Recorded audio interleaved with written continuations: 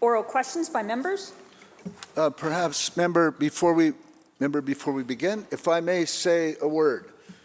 On Monday, November 25th, after oral question period, the Premier rose on a point of order, stating that the member for Richmond Steveston and the Leader of the Official Opposition used unparliamentary language.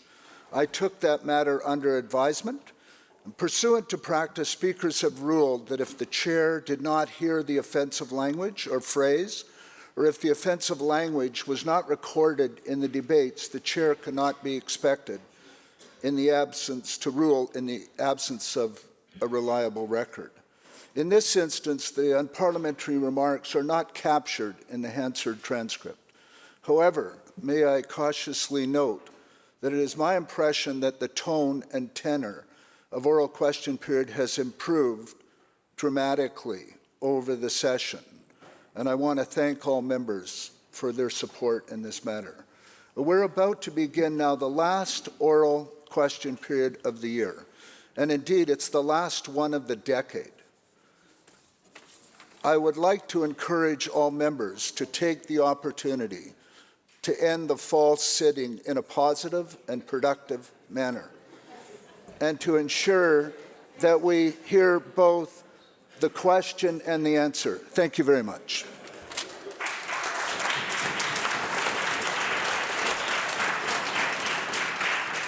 Member Prince George Valemount.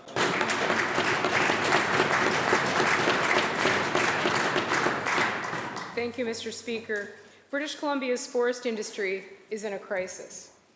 Mass layoffs and shutdowns are announced daily. This week, we learned of 50 layoffs at Western Canadian Timber Products, including mechanics, welders, and hauling contractors. Vice President Don Banaski said, and I quote, "It's horrible to think that government is not jumping over hoops to assist in areas other than optics. That's what it feels like for us. We would simply like to have an ear, and so would the rest of the industry. The time for action is now," end quote. So when will the Premier and his government start paying attention and do something? In the words of Don Banaski, the time for action is now. Minister of Forests, Lands, Natural Resources and Rural Development. Thank you.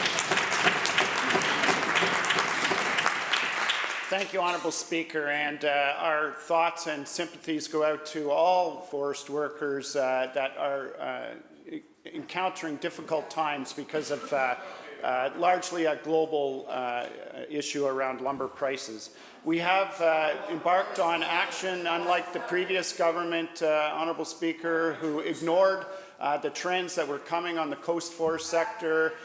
We have embarked on action through the Coast Forest Sector Revitalization Initiative. It's an initiative that we took on immediately upon forming government, and part of those actions that we've already implemented involves driving more logs to domestic production and moving more fiber out of the forest so it can be used for value-added purposes. That is what we're doing. That's taking action. That's understanding the long-term trends and addressing them as a responsible government concerned about forestry workers and communities across the province.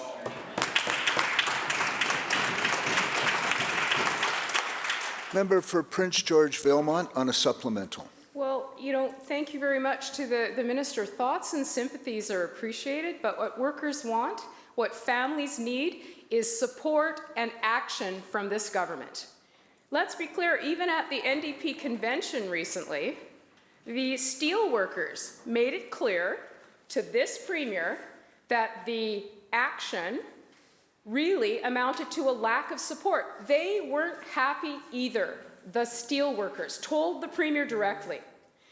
In fact, the Premier has also heard repeated calls to deal with the stumpage system. Instead, he's done absolutely nothing while the forest industry is free fall. Just ask the steel workers. They brought it up at the recent convention.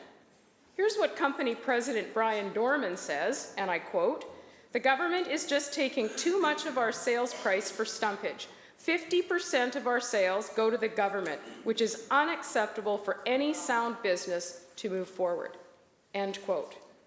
That's exactly the same for First Nations woodland tenures as well, which is why nobody is operating on them at the moment.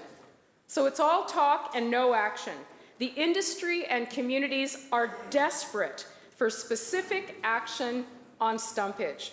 So today, it's the minister, the premier, anybody over there. It's their chance to stand up and commit today to fixing the stumpage system. Minister of Forests, Lands, Natural Resources and Rural Development. Thank you, Honourable Speaker. Well, I want to point out that on October 1st, the interior rates on stumpage decreased by 12% and the coast rates decreased by 24%. So the stumpage system that was put in place by the previous government is responsive to the lumber prices globally, Honourable Speaker.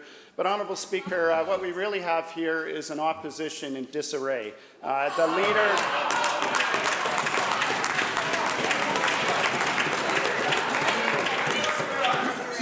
The official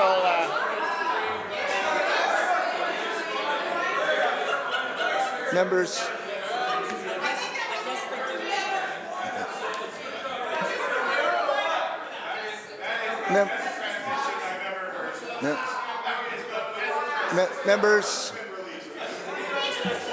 Members, if we may hear the response. Minister. Thank you, Honourable Speaker.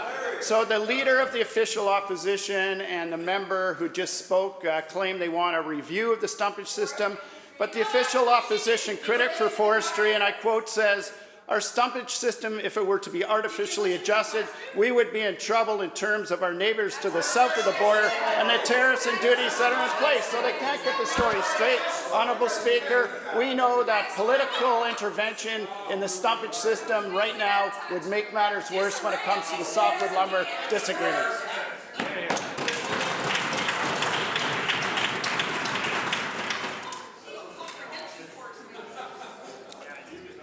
Member for Caribou-Chilcotin.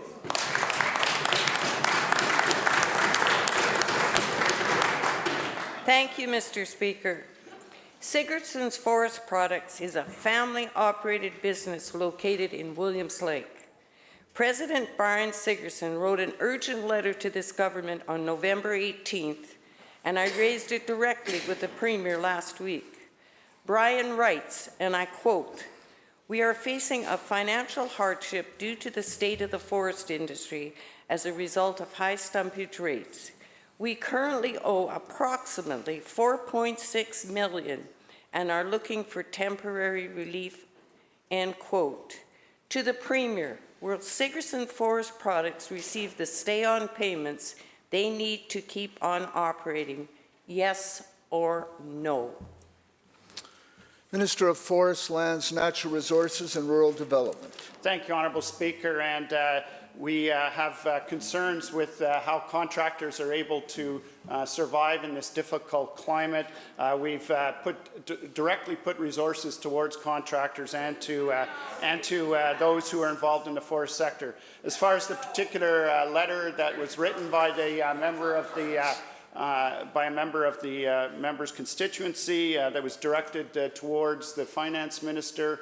Those are the kind of considerations and deferrals of stumpage that rest with those decisions within the finance ministry. But we are attuned to what is going on in the interior, and that's why we've launched the interior renewal process, because as we all knew, and as this government knew, there was going to be a decrease in the number of trees, of volume available through the mountain pine beetle epidemic being over. And so we took a view that we need to get the input from people around the province, especially in the interior, into coming up with new ways of approaching that issue. And so we embarked on the interior forest renewal process. We're attuned to the concerns of those who are concerned about the lumber prices globally, and we're making adjustments accordingly, Honourable Speaker.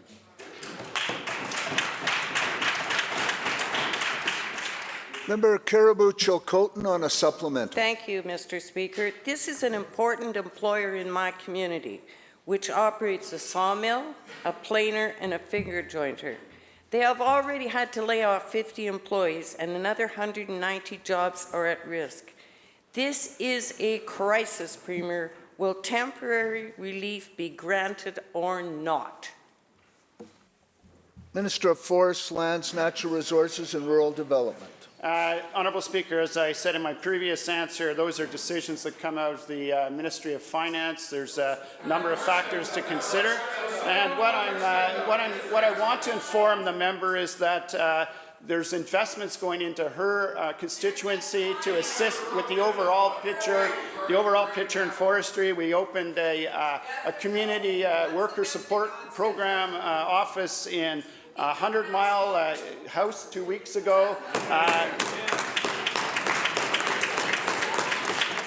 And understanding the impact of the global downturn in commodity prices, we've managed to direct forest enhancement of BC funding into areas that are important. For instance, in the member's constituency, recently announced $707,000 to Caribou Pulp and Paper to bring 74,000 cubic meters of wood out of the forest near 100 Mile House. So these are the kind of initiatives we're taking because we understand the impact the global downturn is having on the economies of the interior, and we're determined to address it.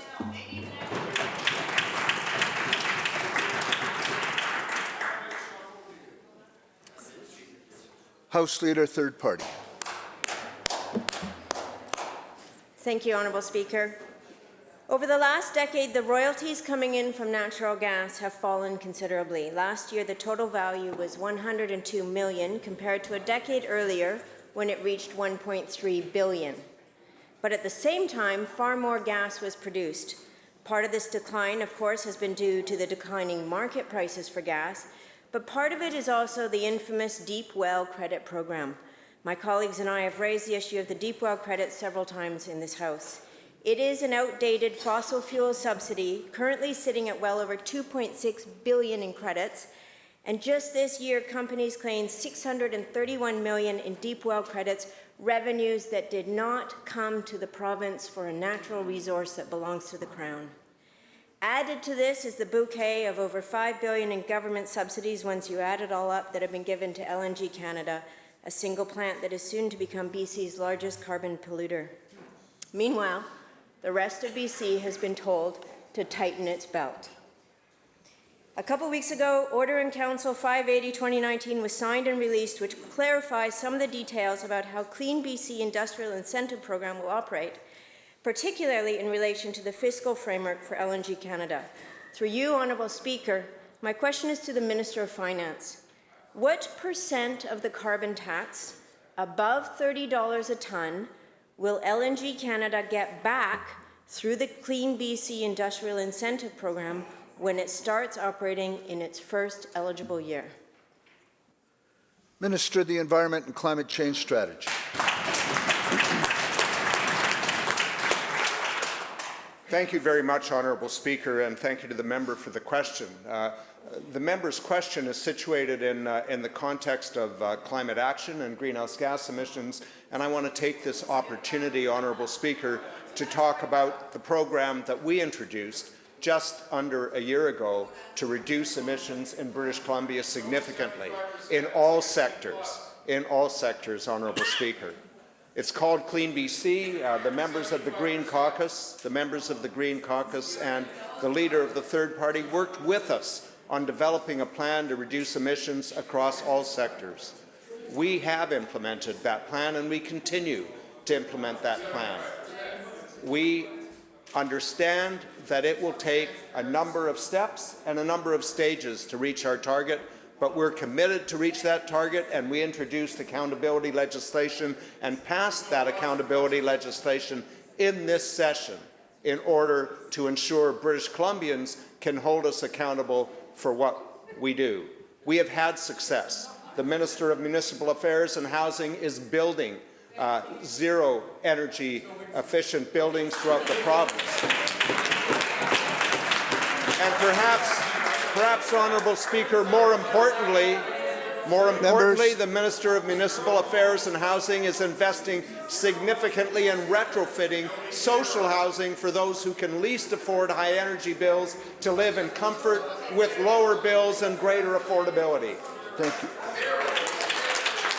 Honourable Speaker, We have a number of measures in transportation and industry, and I'll be happy to talk about them at greater length. But the member knows we have a plan, we're on track, we have accountability, and we have the best and most energy efficient carbon reduction program in North America.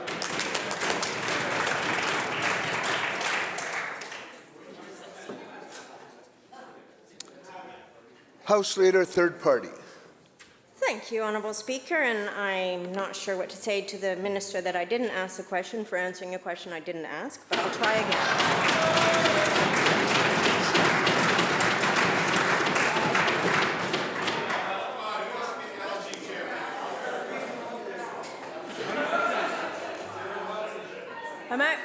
Honourable Speaker, I'm just going to try again to ask the Finance Minister a question, and in light of the Climate Accountability Act and the transparency and accountability that this government has made a commitment to, I think that it is important that the public knows very clearly how much the oil and gas industry is getting in subsidies from this government. So I'm going to ask the Minister of Finance again the same question. What percent of the carbon tax above $30 a tonne will LNG Canada get back through the Clean BC Industrial Incentive Program when it starts operating in its first eligible year? Members.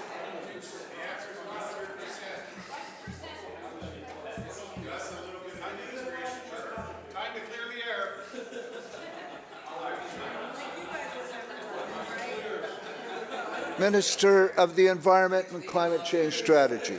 Thank you very much, Honourable Speaker. And to the member opposite, that's exactly what the Clean BC program is intended to do, clean the air across BC and across the planet.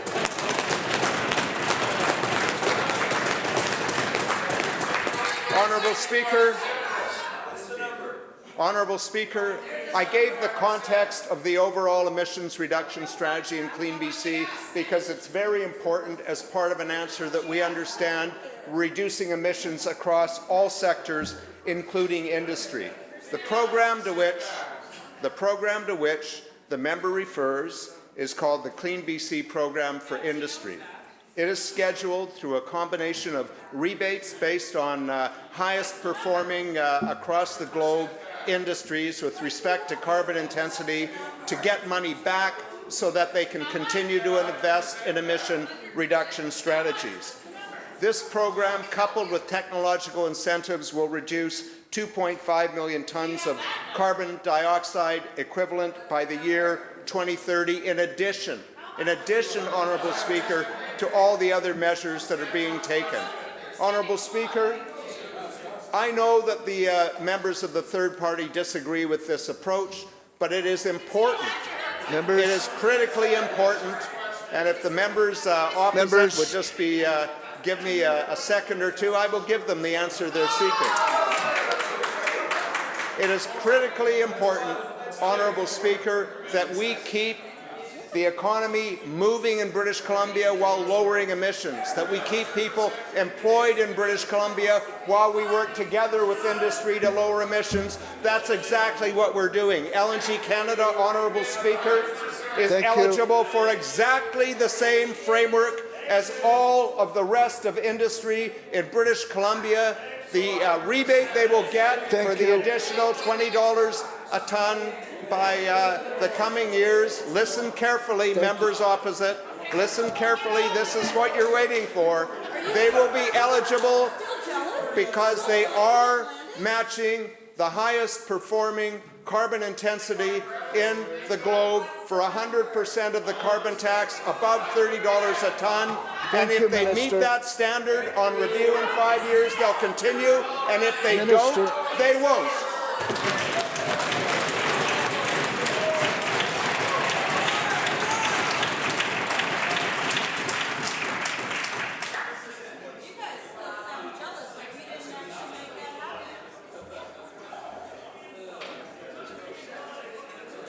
Member Kamloops South Thompson.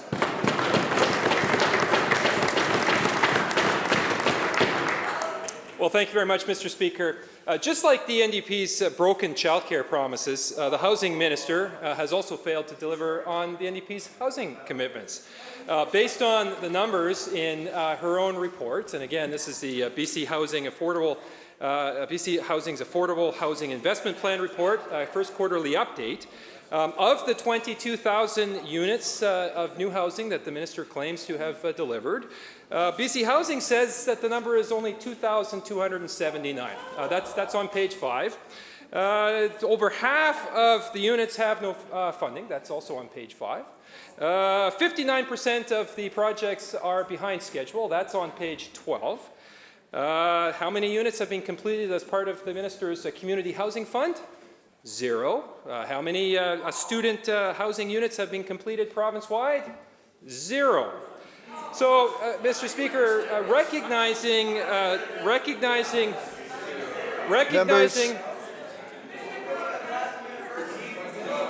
Members. I'm sensing a bit of prickliness on the other side. The truth hurts, Mr. Speaker. Recognizing just what a failure the minister and her housing plan have been, will she stand up here today and tell British Columbians not how many announcements she's made, not how much rhetoric she's put out there, but how many actual units of housing has she completed, has she opened, and are actually occupied by people to the end of this year? Minister, Municipal Affairs and Housing and Citizenship. Honourable Speaker, there are over 3,000 people who now have a home who didn't have a home before we.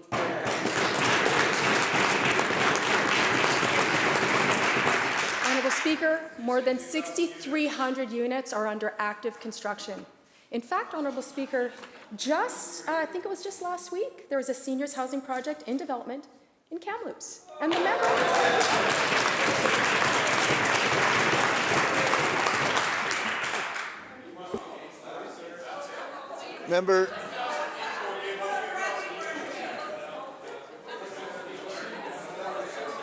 Member Kamloops South Thompson on a supplemental. Mr. Speaker, 3,000 units would be about, or 3,000 people would be about 2,000 units, not the 22,000 units which she claims to have delivered, or anywhere close to the 114,000 that British Columbians, 114,000 units that British Columbians are supposedly going to see over the next 10 years.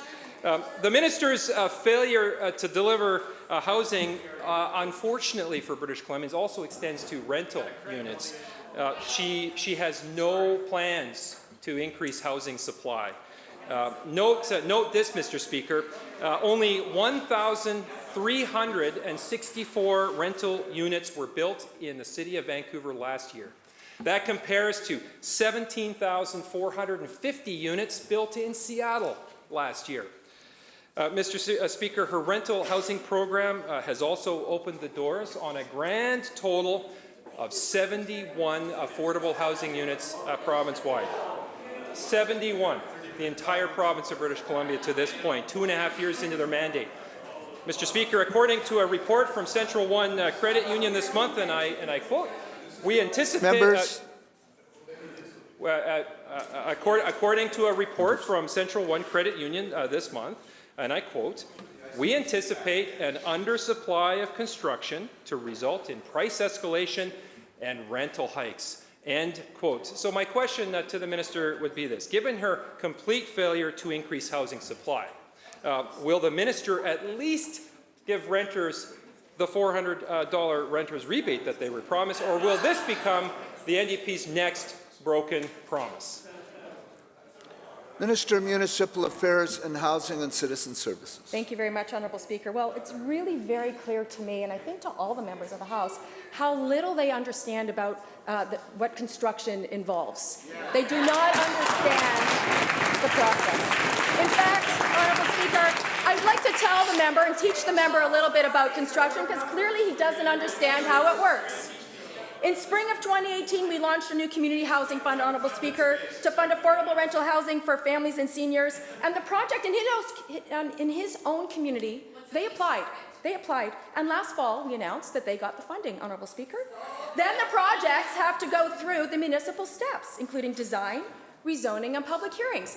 Perhaps they don't really understand that process, but we also know that it takes some time to get it through the formal process, Honourable Speaker. And then, of course, they need a development permit. Members. And so it was received in February 2019. And then they need a building permit, which this project just received, Honourable Speaker. And I was so pleased to see that the two members from Kamloops were able to join me to celebrate the shovels hitting the ground on November 15th, so that 115 more homes are coming to their communities.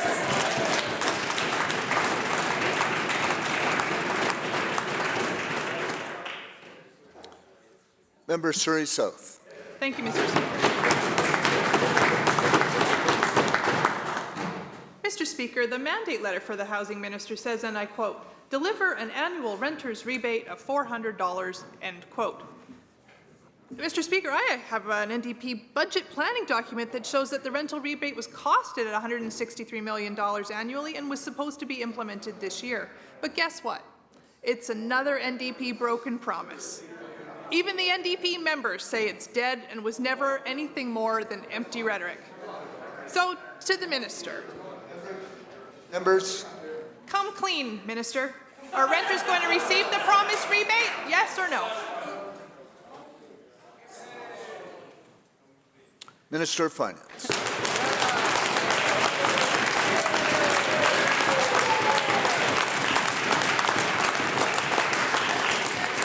Thank you very much, Honourable Speaker, and thank you to the member for giving me an opportunity to talk about the incredible accomplishments that we have had as government.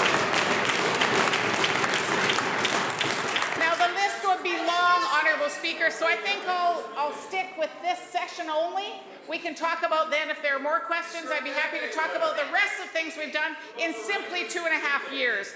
Let's start off with, I think, the biggest accomplishment this session, which is the passing of the UN Declaration on the Rights of Indigenous People in this province.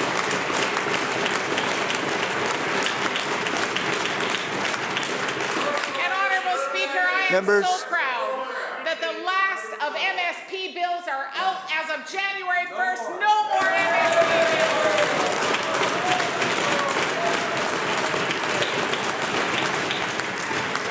Childcare spaces, housing, affordability for families. On the renter's rebate, we began the work already by expanding the opportunities for the RAP program, expanding the opportunities for the SAFER program so that more seniors are getting affordable housing. And I'm pleased the member is interested in what we're going to do in the next 2 years.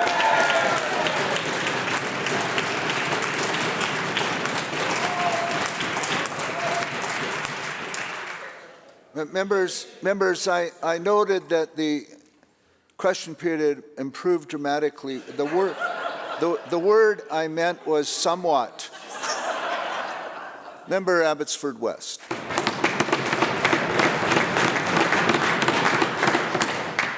Thanks, Mr. Speaker. I have a question for the Minister for Mental Health and Addictions. I'm going to a fundraiser tomorrow night for the Abbotsford Women's Centre. They, of course, have operated an addiction recovery centre for many, many years. They don't receive any government funding. They've been very successful. This year, of course, the situation is critical because in addition to their operating dollars, they are having to cover the costs of being evicted. Because of policy changes made by this government. The same thing is happening to an addiction recovery centre for men in Langley, which is being forced to close. Those people are being evicted. Her colleagues don't seem to care, but she, in her mandate letter, is charged with the task of creating an addiction strategy, including a focus on improving access. Well, she's not improving access. She's not even maintaining access. Her and her government are eliminating access. Will the minister whose job it is to advocate on behalf of those suffering from debilitating addictions, step in and assure the Women's Centre and the centre in Langley that they will not be evicted, that they will continue to be able to reside where they are residing today and get the addiction treatment they require and deserve. Minister of Mental Health and Addictions.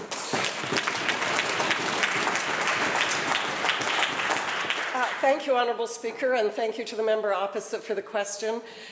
Issues related to the Agricultural Land Reserve, we have already canvassed in this House, and I won't be speaking to that. But I'm very excited to have the opportunity to talk about what we have done, Honourable Speaker, on the issue of recovery.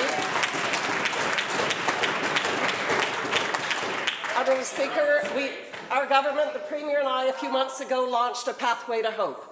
And that is our roadmap for improving mental health and addictions care in the province of British Columbia.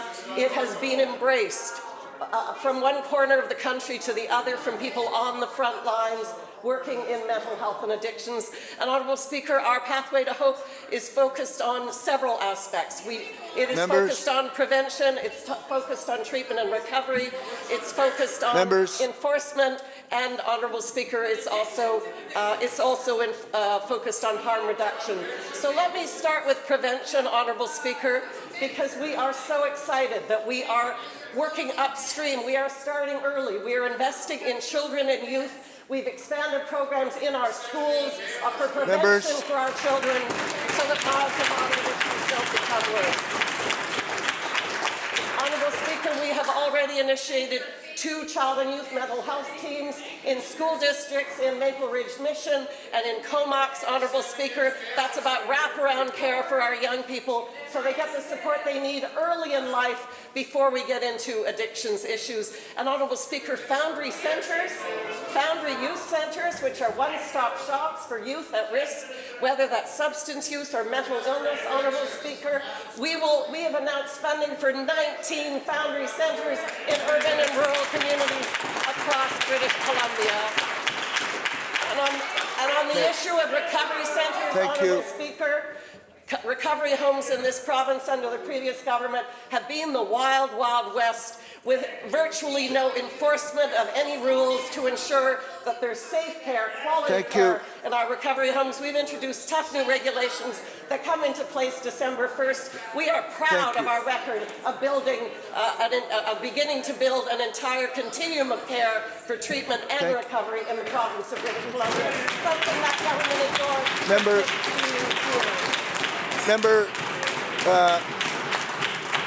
Member Abbotsford West on a supplemental. Thanks. Shorter answer next time. Thanks, Honourable Speaker. Well, I'll tell you who's not excited. The women at the Abbotsford Women's Centre who don't know where they'll be living this time next year are not excited. The men in the recovery centre, Addiction Recovery Centre in Langley, they're not very excited because they're not sure where they'll be. The centres that have operated successfully without any reliance on government funding are being forced to close at their present location because of policies enacted by this government at a time when this minister is charged with the very task of protecting the interests of those vulnerable people. And in response to a straight-up question about what the minister is doing to advance her mandate to protect those people, she stands up and can think of nothing better to say than make political accusations. I think it is tremendously disappointing, and the people watching this in those homes are going to be tremendously disappointed. Has the minister intervened? Has she taken steps? Has she actually done something consistent with the mandate she was given by the Premier to defend the interests of those recovery centres, to defend the interests of the people receiving that vital service, that vital addiction recovery treatment? Or is she just going to stand up again and make political accusations that will do nothing to help the most vulnerable people in our society who are counting on this minister, to stand up for their interests and step in where her colleagues have so miserably failed?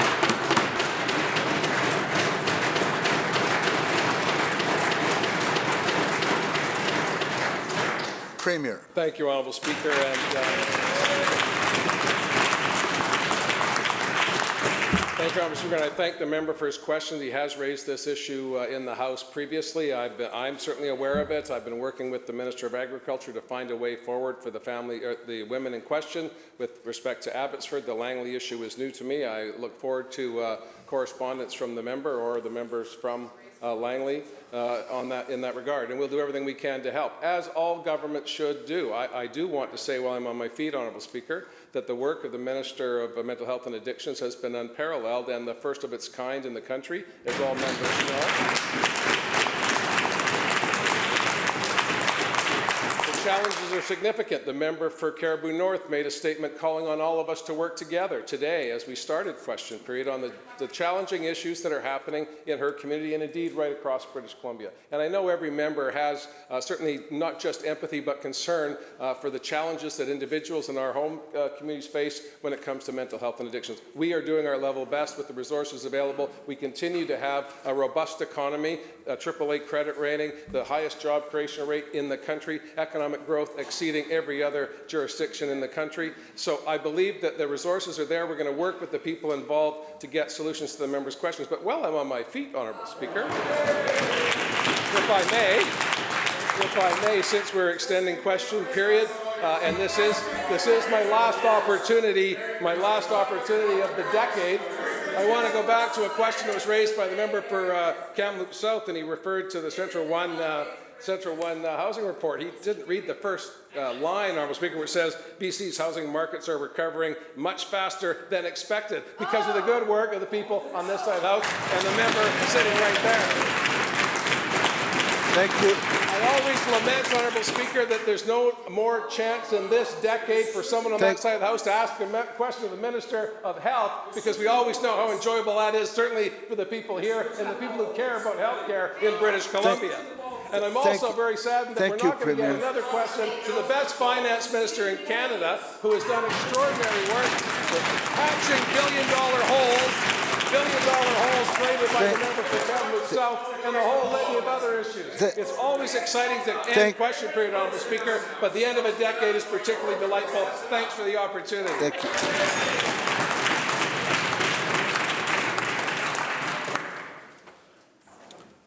Member Prince George Vilmont. Thank you very